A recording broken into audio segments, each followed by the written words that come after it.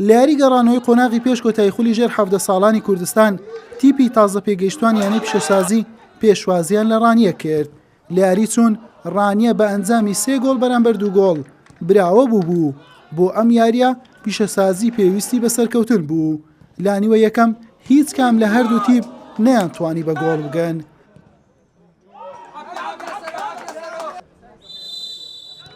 لانیوە دووەم و لاخولەکی 6 هەستیار ئەحمەد گۆڵێکی بۆ تازە پێگەیشتوانی ڕانیە تۆمار کرد.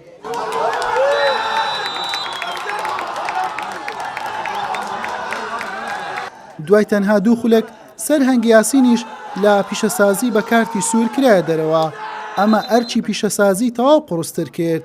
لە دوا خولەکەکان ڕەهەند عەلی گۆڵی دووەمیشی بۆ تازە پێگەیشتوەکانی ڕانیە تۆمار کرد و یاریش هەر بەم ئەنجامە کۆتایی هات.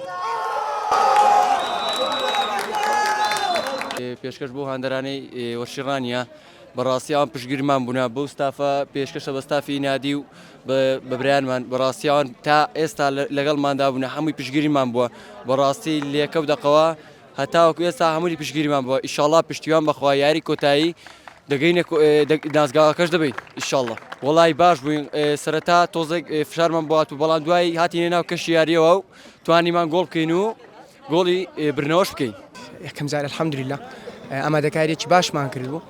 شەوتی یەکەمیش فەریقمان زۆر باش بوو فرسەمان زۆر گەیشتنە سەر گۆڵێ مۆفەق نەبووین لە گۆڵکردنێ تیپی ڕانیەش تیپێکی باشن و 100 جار پیرۆزیان بیتن ئیشاڵڵا ئەو گەنجانە دەبنە مستەقبەلێکی باشی هەردوو لاوە هەموو گەنجەکانی کوردستان مستەقبەلێکی باشیان دەبێتن لە بۆ نادیەکان و تۆپانەی کوردستانیش بەرەو پێش دەڕوات تۆپانێش دۆڕان و بردنەوە ئەمن پێی رازیمە بە نەتیجەکەی ئیشاڵڵا ئەوانیش مۆفەق دەبن و لاعیبەکانی مەژ ئیشاڵڵا قەرەبووی دەکەنەوە لە ساڵی دکە و بەم شێوەیە تیپی تازە پێگەیشتوانی ڕانیە هاو شێوەی سیروانی نوێ گەیشتە یاری کۆتایی.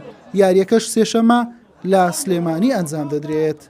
حسێن محەممەد کەناڵی پێام هەولێر.